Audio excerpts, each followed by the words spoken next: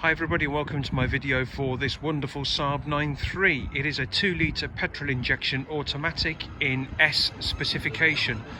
The S specification was the entry level as far as I'm aware in the Saab lineup, because then of course you've got SE and Vector and Aeros and Turbos and all that sort of stuff above this, but it's actually pretty well specified.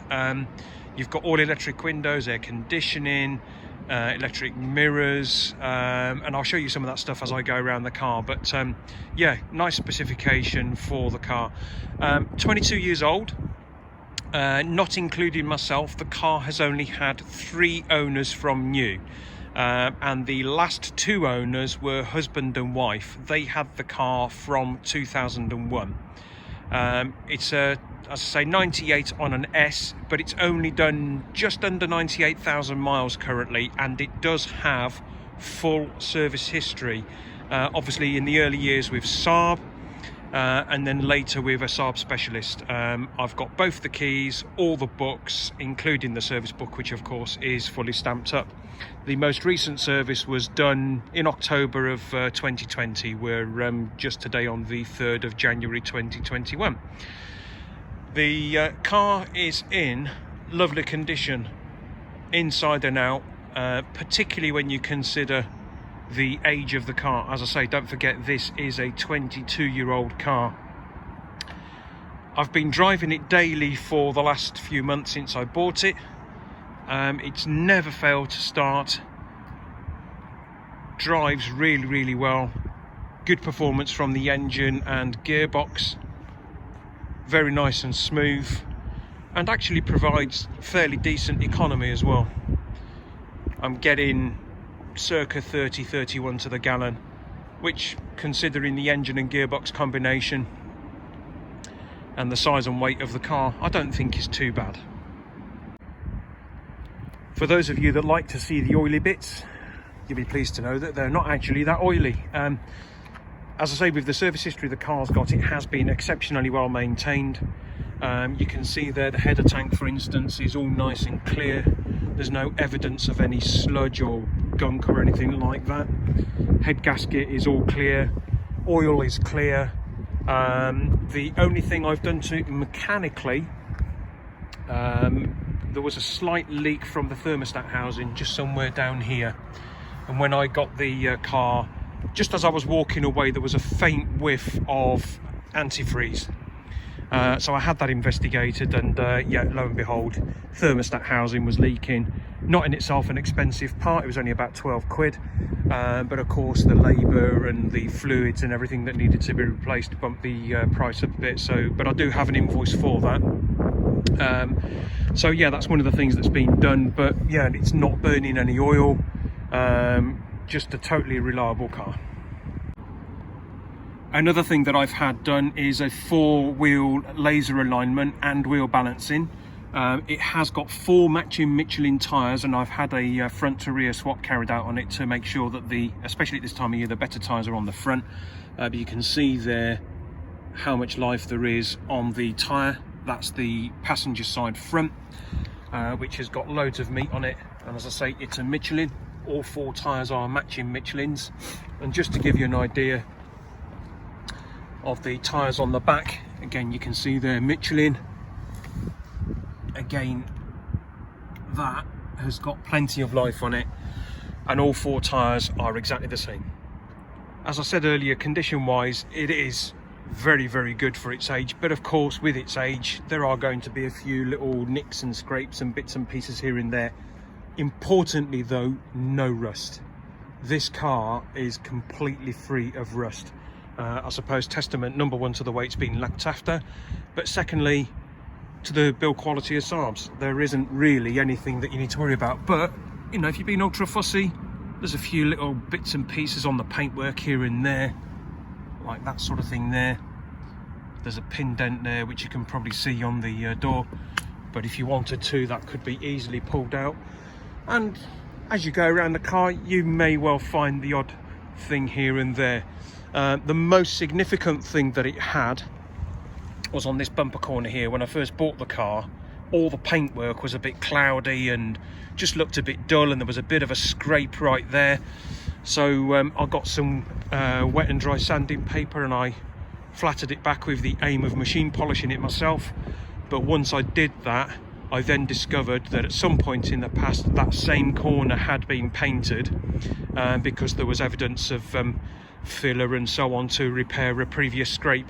So I took it to the body shop and had it all professionally done, and now, as you can see, it looks absolutely spot on.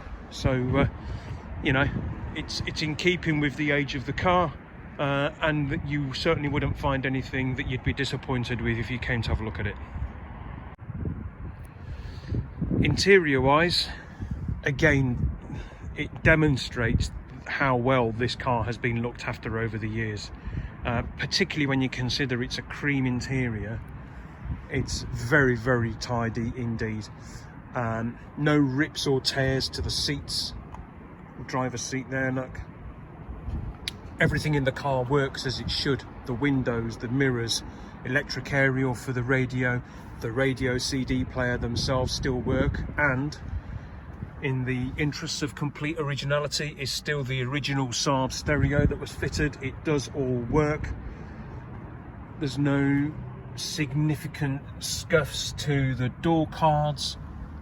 As you might expect, there's a little bit of wear, heel marks on the sill trim, but other than that, for the age of the car, a very, very clean and tidy interior indeed. I'll just go around and show you on the passenger side exactly how clean it is. There you go. Integrated headrests, of course. Three 3-point belts in the back. The seats have a split fold facility. Armrest built into it.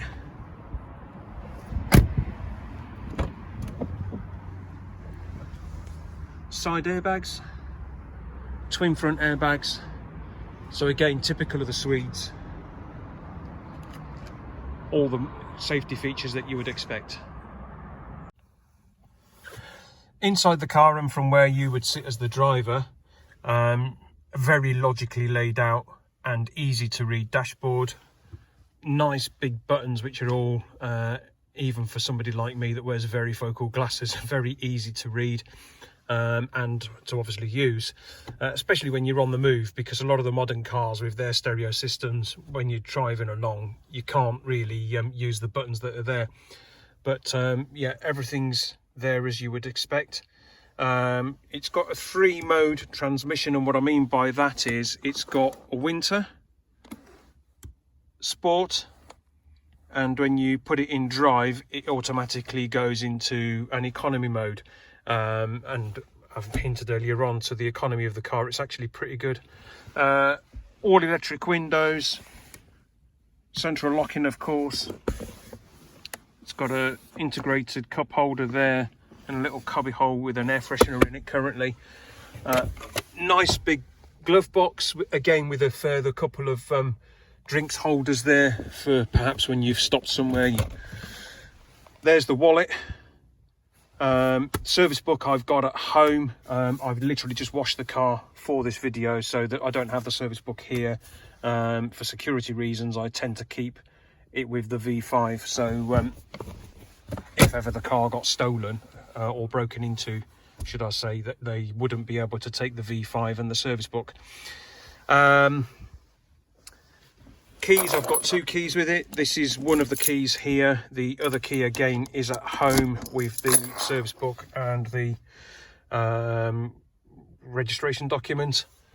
Instrument cluster, all nice and clear.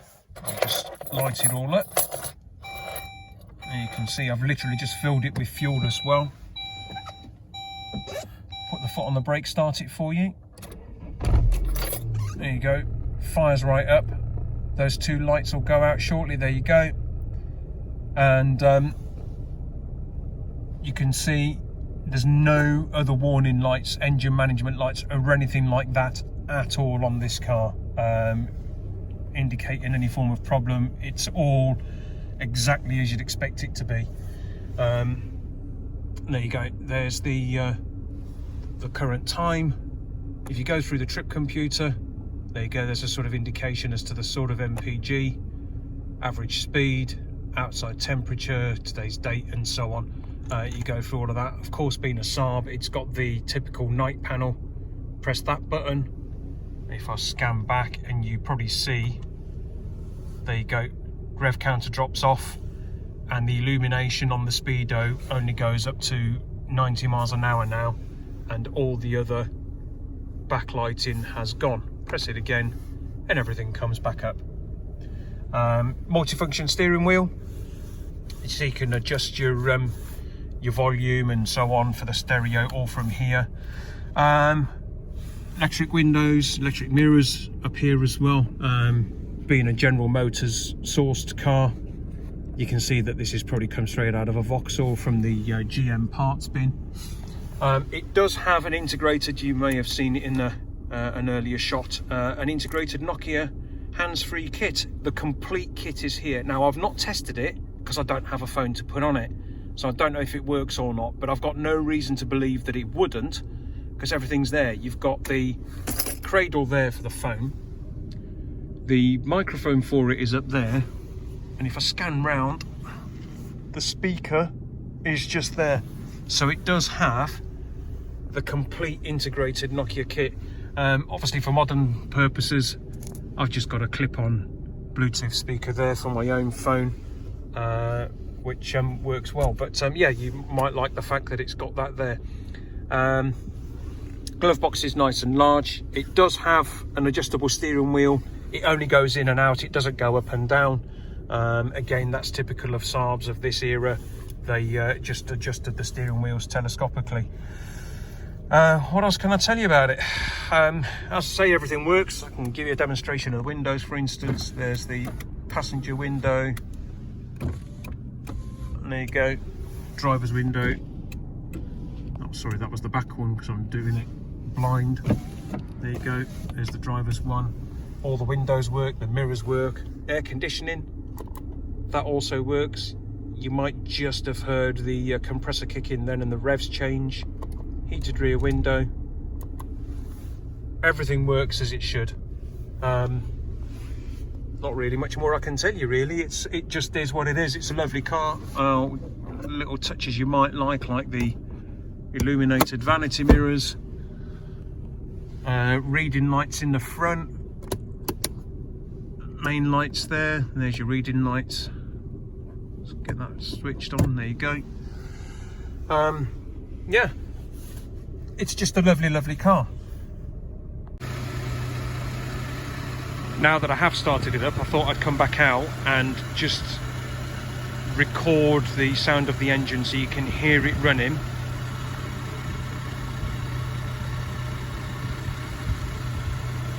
I gave you a few seconds there just to listen to it without me speaking, and you can probably tell that it's running really smoothly.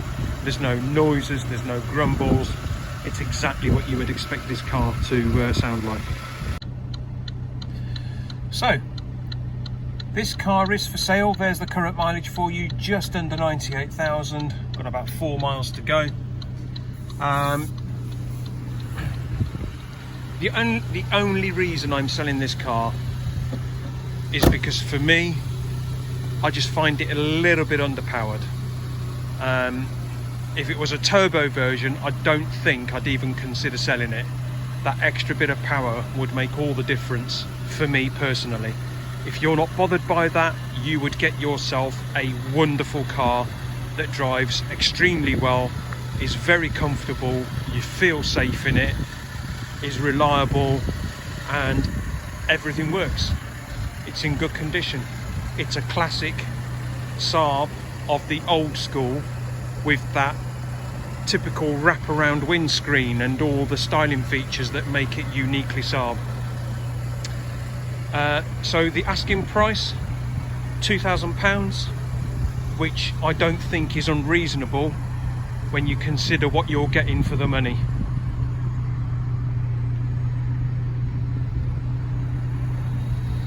If you are interested, please comment in the comments section. I'll leave a link to an email address in there so you know how to get to me. But the car is also advertised for sale online. You'll find it on the likes of eBay and so on. So if you've already seen the car, you might be somebody that's already watching it. I'll put a link in the eBay advert to this video as well, so you can have a good look around the car. Currently there's only a few hours to go on the current listing, but I will of course extend that so that there's a further opportunity for you to have a look at this video and then maybe make an appointment to come and have a look at the car. But yeah, £2,000 is the asking price, and I don't think that's unreasonable for the car that you're getting. It really is a lovely example, and if you're interested, I'll really look forward to speaking to you and answering any questions that you might have. Thanks very much for watching. Hope to see you soon. Bye for now.